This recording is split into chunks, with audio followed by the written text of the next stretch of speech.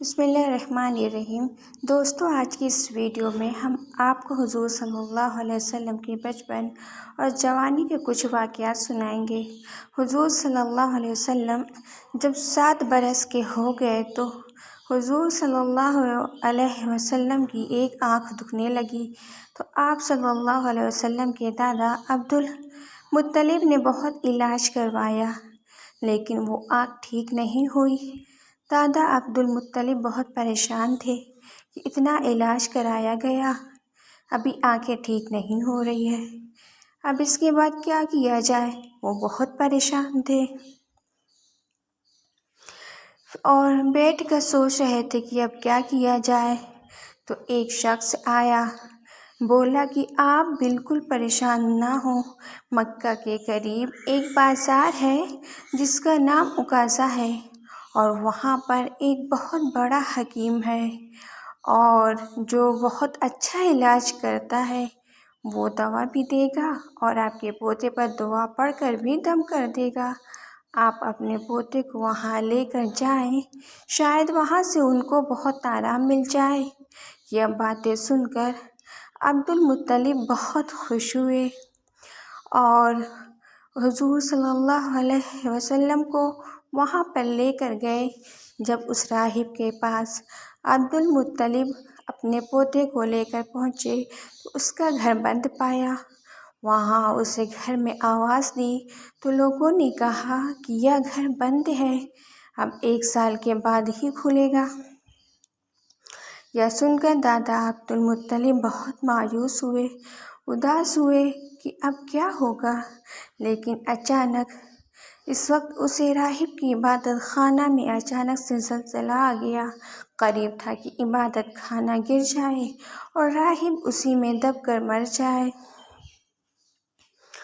لیکن یہ سب دیکھ کر راہب جلدی سے عبادت خانہ سے اپنے باہر نکل آیا اور چاروں طرف دیکھنے لگا۔ وہ کہہ رہا تھا کہ آخر آج کون آیا ہے جس کی تعظیم کے لیے میرا عبادت خانہ بھی سجدہ کرتا ہے۔ جب اسے راہب کی نظر صلی اللہ علیہ وسلم پر پڑی تو اس راہب نے کہا، اے عبدالمطلب، تم اس لڑکے کو نہیں جانتے؟ یہ کون ہے؟ یہ دنیا کا نبی اور گنہگاروں کی شفاعت کرنے والا ہے۔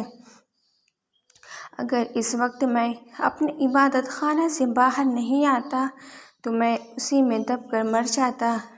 عبدالمطلب، تم اس لڑکے کی حفاظت کرنا، کیونکہ اس کے بہت سارے دشمن یہودی ہوں گے۔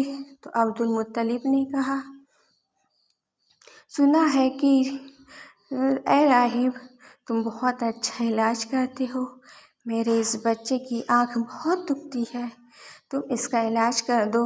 تو راہب نے کہا، اے عبدالمطلب، تم اس حکیم کو ایک بیمار کے پاس لے کر آئے ہو جس کا علاج خود اسی کے پاس ہے۔ اے عبدالمطلب، اس کی بیماری کا علاج اسی کے پاس ہے، تم ان کی منہ کا لعاب انہی کی آنکھ پر لگا دو۔ تو عبدالمطلب نے آپ صلی اللہ علیہ وسلم کے منہ کا لعاب ان کی آنکھ پر اسی وقت لگا دیے اور لگتے ہی ان کی آنکھیں ٹھیک ہو گئیں۔ علامہ ابن رحویہ رحمۃ اللہ علیہ نے اپنی مسند میں حضرت علی رضی اللہ تعالیٰ عنہ سے روایت نقل کی ہے کہ میں حضور صلی اللہ علیہ وسلم کو سنا کہ میں جاہلیت کی بری رسموں اور کھیل کود کی طرف کبھی بھی متوجہ نہیں ہوا،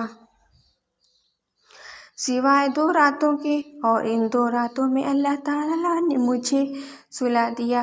ایک رات کا واقعہ تھا، مکہ کے کچھ نوجوان اور میں یعنی آپ صلی اللہ علیہ وسلم اپنے گھر کی بکریوں کے ریوڑ میں تھے، تو حضور صلی اللہ علیہ وسلم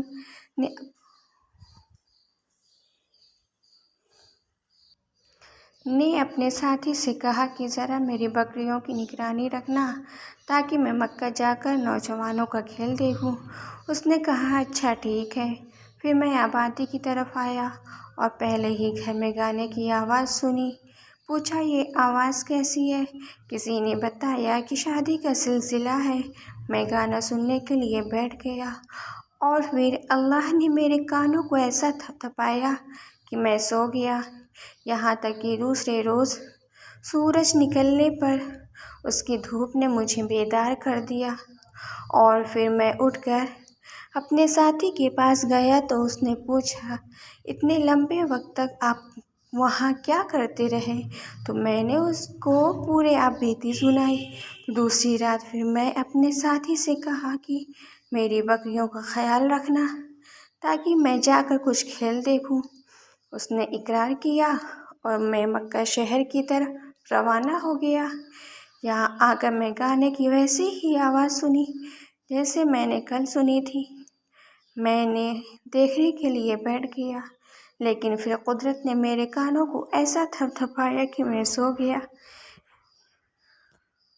یہاں تک کہ دوسرے دن دھوپ نے مجھے جگایا۔